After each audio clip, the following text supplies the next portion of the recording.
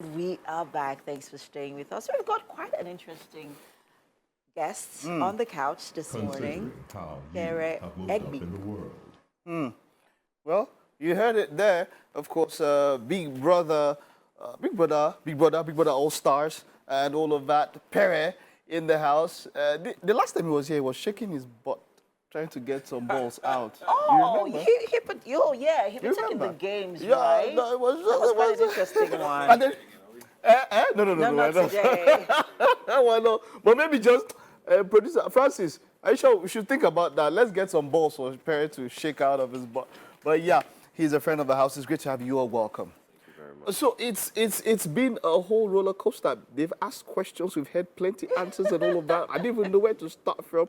But let's just talk. Let's start from of course what the experience of Big Brother All Stars and all of that coming up from after Big Brother and all of that. What was it like? I want to talk about the pressure of being the celebrity, the star. Celebrity. I know it was Big Brother All Stars. Celebrity too. What's the pressure? Oh man, I know you celebrity. You see, but that pressure of you're an all-star now and all of that. How was it? How have you been keeping up with the pressure? How have you been managing the pressure? Well, for the most part, I manage pressure pretty well. This type of pressure, though,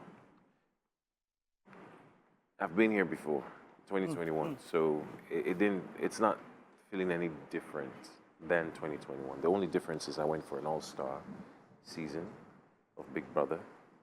That's the only difference. The fame. Nothing really, eh? Nothing. What happens They're in not that house? faced How is by- it so that people, you are not with your phone, you're not with distractions and all of that. How do and you then manage it You have to be people. mentally? So, yes, apart from that, it happens that people that would we've heard people that would normally maybe not relate outside, in the house, some kind of bonds are formed that you might not really see outside. Talk to me about the headspace there. It's crazy because you're in a confined space, and for one, you mentioned something about with your phones. So they prepare you mentally by putting you on lockdown. For how long before you get into the house? So in 2021, I remember we're in lockdown for about 3 weeks in a hotel, and you can't go anywhere. Without your phones, nothing. They take your phones away from you. You can't do anything. You're just sitting in there in that room. You can't open the door to go out. Just now imagine being in there for 3 weeks. You wake up in the morning, you're looking at the wall is looking at you. You can't turn your TV on, you can't do none of that. Wow. So that preparation is there to get you ready for What you're about being to in the go into. house for 3 months. No. And of course, in Big Brother's house, when you're in there for 3 months, because you're in a confined space, you're seeing the same people. You wake up, you're going to see one person or everybody. You go to bed, throughout the entire day, you're seeing that same person. You go into bed, you're seeing that same person. You're waking up, seeing that same person. So human relationships between people are sped up quickly. I like to say that 3 weeks, and I'm just saying, 3 weeks in Big Brother's house is like a year in the outside world. Wow. If you're relating with someone in Big Brother's house, within 3 weeks, you get to learn a lot about them. And simply because you guys are always together, that's human With relations. human relationship. Always. It's sped up. Yeah, let's talk about still on human relationships. It was quite a lot of tension, tense emotions, in the house between you, Joey, Adekunle, like the different moments. Let's first off talk to us about, are you good with doing? Where are you guys now? We're all good. Especially after the We're altercation. all very good. Okay. We're all very good. We're very good. Do Okay. those altercations and all that, I'm talking about generally now, do they extend for a lot of your other housemates when they come out? Do they extend like that to the outside world? On the individual, and everyone handles those type of things very differently. Some people have it easy; they could just easily move past it and just let go. Then, depending on the level, for me, there's no need to hold on to different But things. was it Alex? You said you but were not going to. That you never were not going talk to. to- Except We heard that somewhere. Except Alex. No. Even that, I've let that go. Okay. But you see, it's different for everyone, and altercations and arguments and things like that are bound to happen because you're living in it's a game and a reality. It's a game and reality TV put together. So a lot of people are going to come in there with crazy strategies and different things. Some people who are not necessarily very outspoken normally, just because they're on television and they know that they have that consciousness every day when they wake up in the house, tend to want to overdo certain things and give reactions that they normally wouldn't give to certain situations. So it's that's the thing. So it's best when going into that, you just be yourself. So let's talk about your altercation again too with doing. I mean, that got a lot of reactions outside. People reacted to it in a lot of negative, reactions and comments. Now that you're out of the house, what are the comments? What is the feedback? What are people saying? And how are you, handling, all of those, reactions in that regard? So, like I said, people are bound to have altercations. Those things are bound to happen. Misunderstandings are parts of the process. People react to things differently. The only thing is you and the other person would have to come to a certain level of compromise to be able to understand each other. And that's what happened between myself and doing that. We got past the entire... Yeah. Okay. Now, not All just right. altercations, but I'm now talking about bonds, relationships, and all of that. Are they stronger than what you would get outside? So would somebody say, so for instance, yourself and Mercy, would you say stronger than what would have happened if you were outside? Because you spent so much time together, you might understand her better than if you were outside.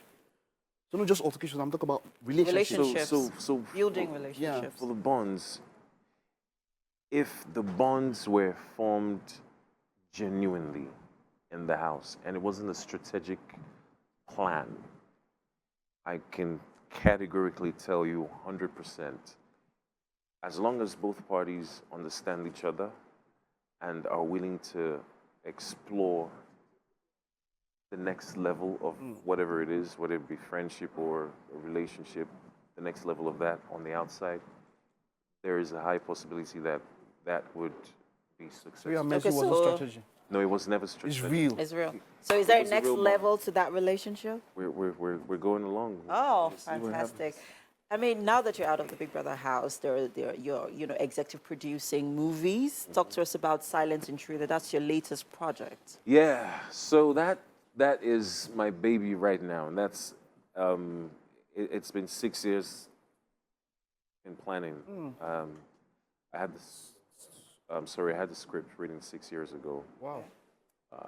The story just came to me just like that while I was actually, driving. I was on the road one day in America, and boom, it hit me. And I started writing, and I had to contract a screenwriter to help me do that.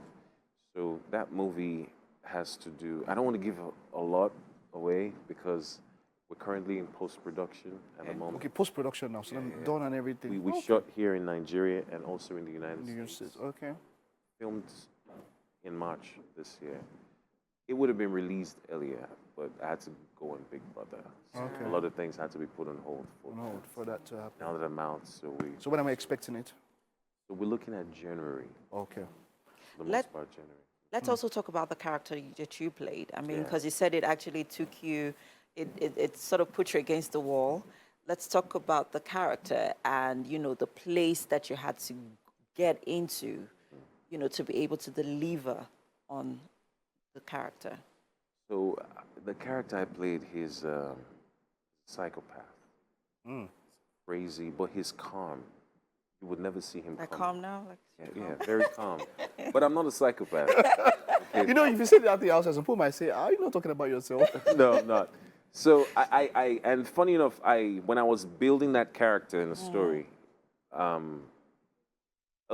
some elements were based on actual events. Events. Yeah. But this particular character, when I had to put in a lot of fictitious stuff in there. When I was building, I had to make sure that I took pieces of me, calm, calculated side, into that character, and injected other pieces that were not of me, Of you. Wow. psychopathic elements into the same character and built. So what you're going to see is a guy who's very calm. You will never see him coming. Very unassuming. If you've watched movies like The Perfect Guy, Oh, yeah, Sid Michael Ealy. yeah, that type, but it's deeper, it's darker. Yeah. Looking forward to it. I'm not going to give anything away right now, but it Would will it blow be- your Would mind it be in away the for sure. cinemas? Cinemas or Netflix streaming or? streaming? Film One is actually going to be the distributor, or they are the distributors of film. So we're looking, of course, we're going to have a cinema run and then over to. It's always a pleasure having you here, Pere. Thank you for coming. And, You know how well, we round up now. You know how it is. We have breakfast for you. please join Oh, us yeah? in Breakfast. the kitchen. I would love that. You love that? Please, Okay. shall we? Let's go. Let's go. Let's go try it out.